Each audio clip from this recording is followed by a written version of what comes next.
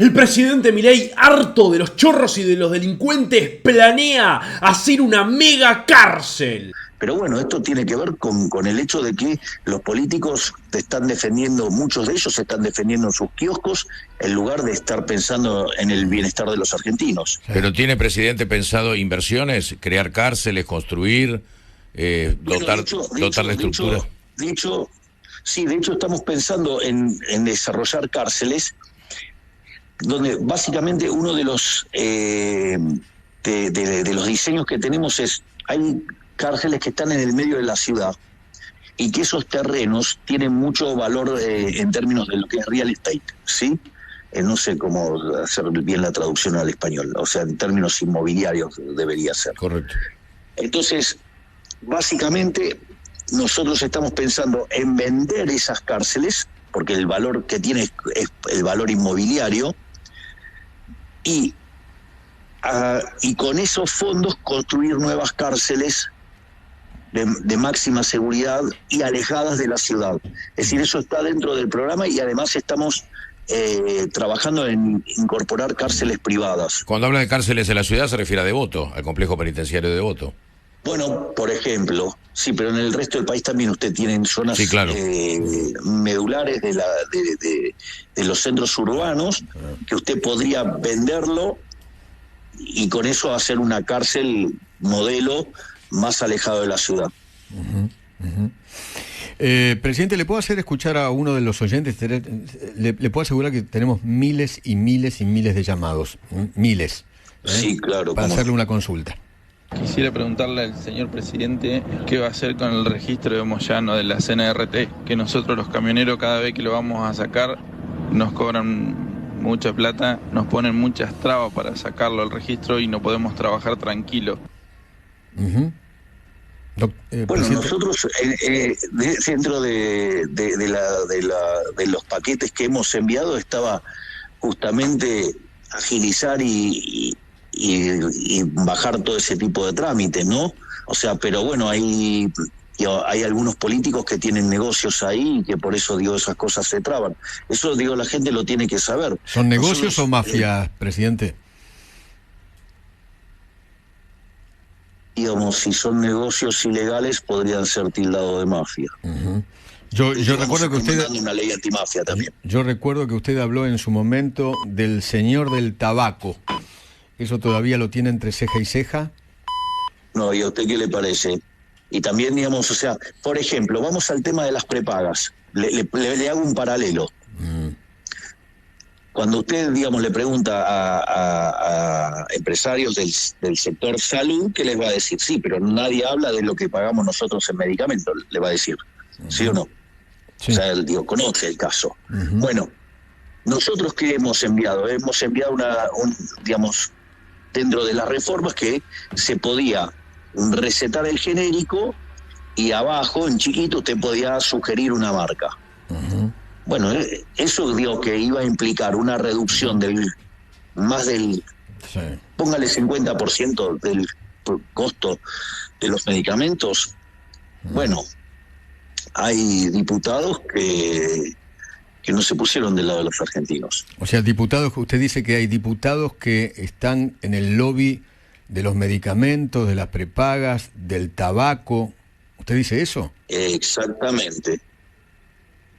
Por eso hay que agarrar, lo bueno de esto de que las votaciones quedan marcadas, entonces así como podemos decir que los socialistas votan en favor de los delincuentes, entonces que después cuando se quejan es hipocresía pura, bueno, que la gente mire quiénes dejaron los dedos marcados con los fondos fiduciarios, y que después mire qué pasa con los medicamentos, qué pasa con el cigarrillo, y ahí usted, digamos, y ahí es donde hay que empezar a buscar hacia atrás.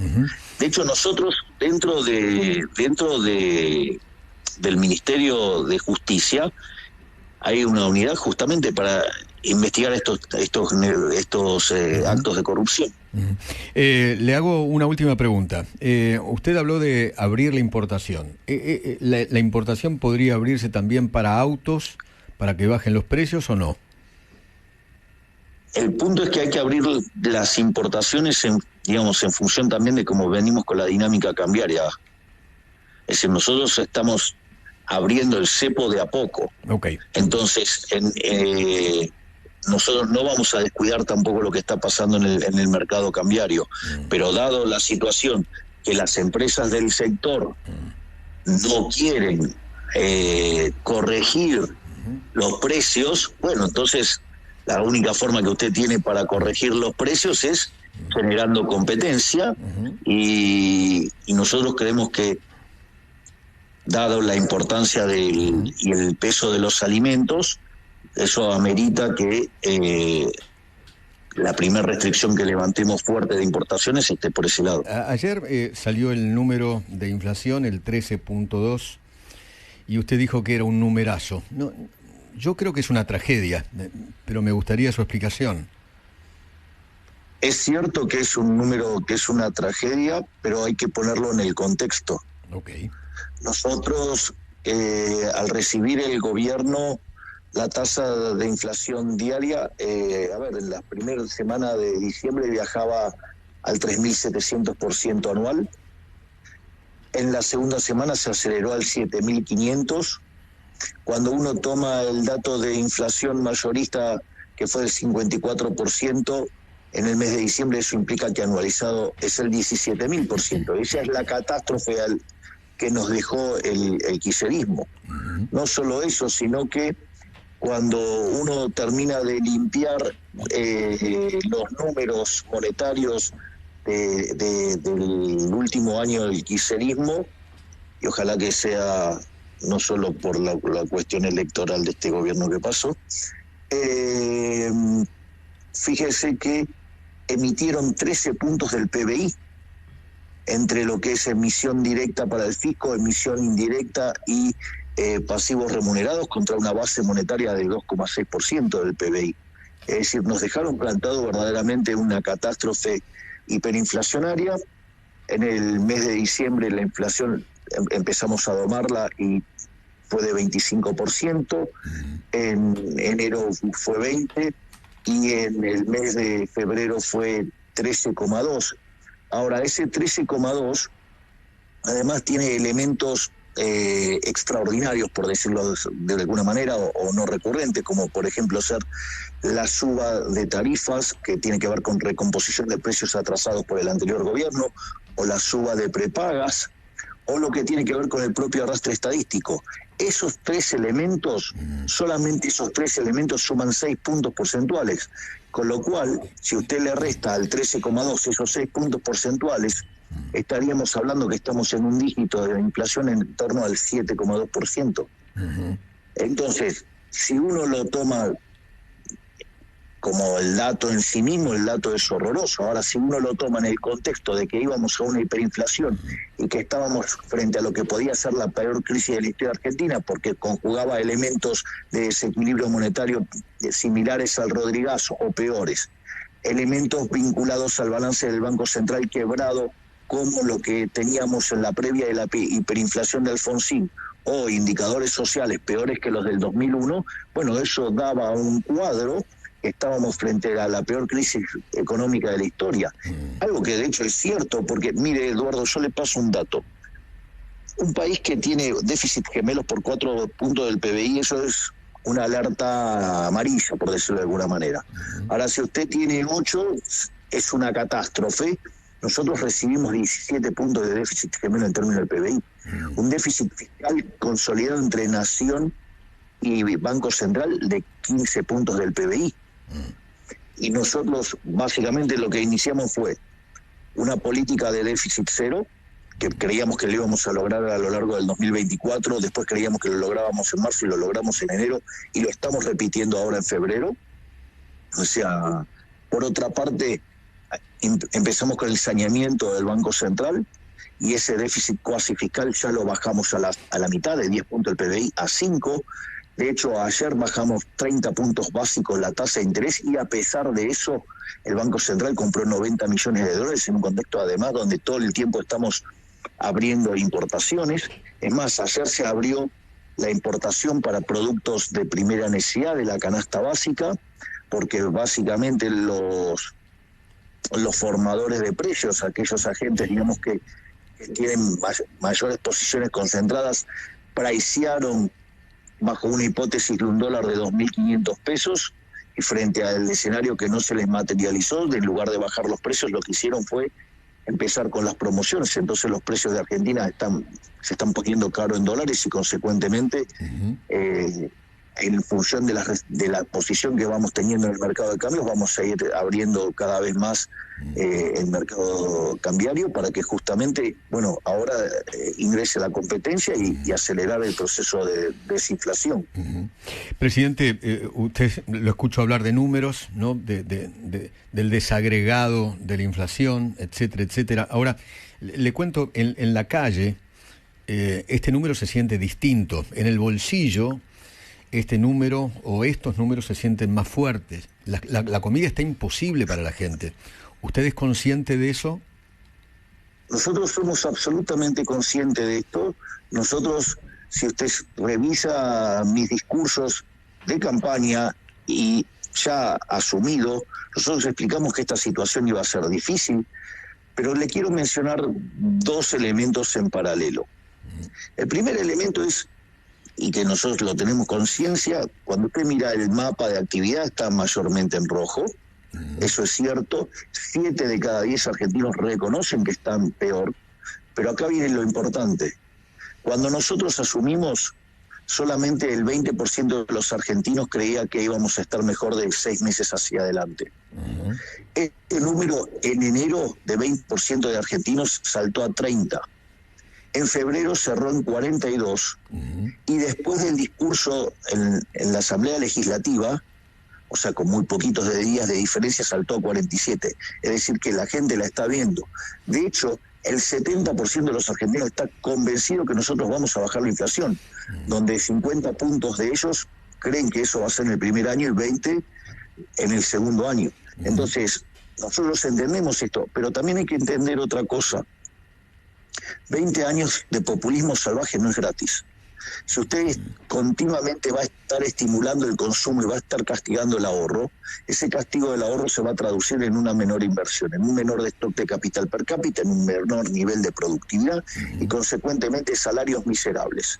¿Qué es lo que está pasando en Argentina? Es decir, cuando usted toma el salario promedio en dólares que tenían los argentinos en la década del 90, era de $1.800. Usted lo ajusta por la inflación americana, eso le da $3.000.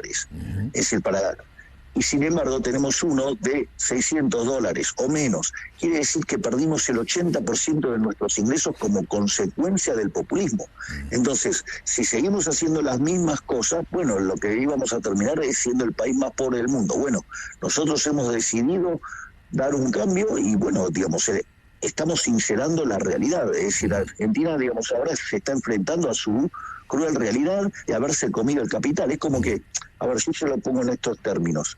Si usted agarra y no sé, toma la casa y el auto de su vecino, se la expropia, se la gasta, y toma ese dinero y se va de parranda por Europa, y se la gasta y está toda, y el día que se terminó, ¿cómo va a estar? Y va a estar peor, sí, claro, sí, porque se comió el capital, encima se copió el capital de otro, con lo cual no solo que usted está mal porque ahora no tiene ese consumo, sino que además en el medio destruyó a su vecino. Bueno, es lo que hizo Argentina. No hay duda que lo que usted dijo que iba a hacer, lo está haciendo.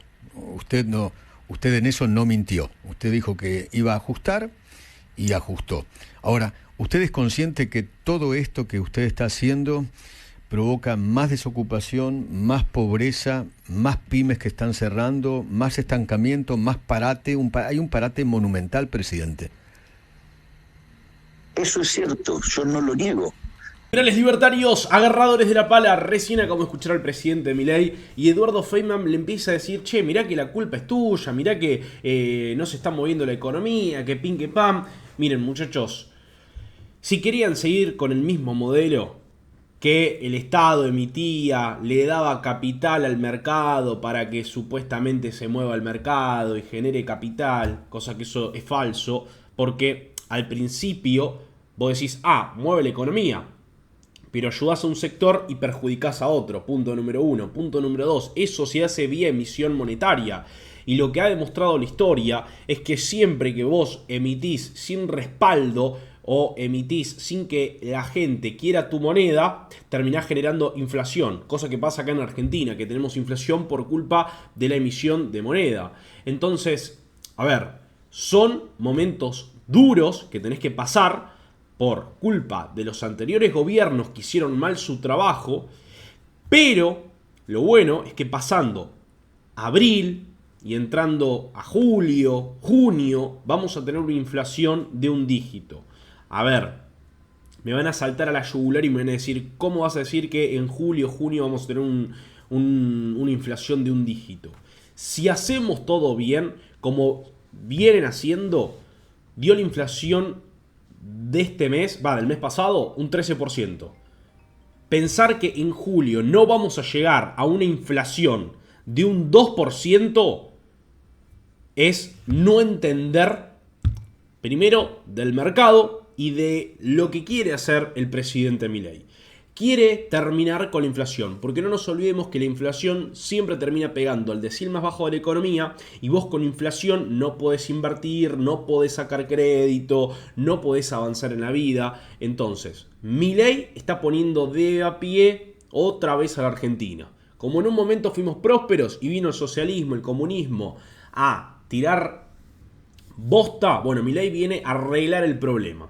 Entonces, entiendan esto, son momentos duros, pero no por culpa de Milei, por culpa de los anteriores gobiernos.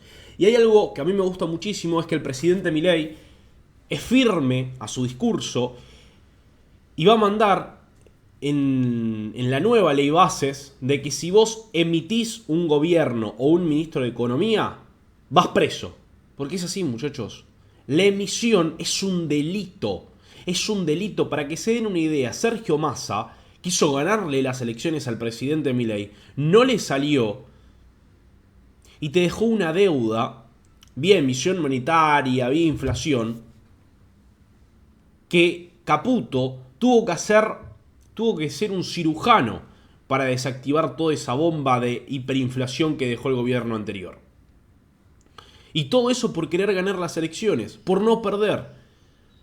Ahí te das cuenta que el político no tiene humanidad. Porque si vos sabés que si emitís y generás inflación le vas a pegar al decil más bajo de la economía y le vas a pegar a toda la sociedad, no lo hagas. ¿Qué? ¿Porque querés seguir teniendo el poder? Mira vos, Milei, sin el monopolio del Estado, sin la maquinita, te rompió el ojete. Pero bueno, liberal libertario, espero que te haya gustado este video. Si fue así, no te olvides de comentar, de darle me gusta, de suscribirte al canal, que Posta Me Ayuda una banda. No te olvides de dejar tu comentario, que eso me ayuda muchísimo. Y bueno, gente, suscríbete así llegamos a los 300.000 suscriptores antes que termine el mes. Y me retiro. Un beso gigante, papá, te quiero mucho.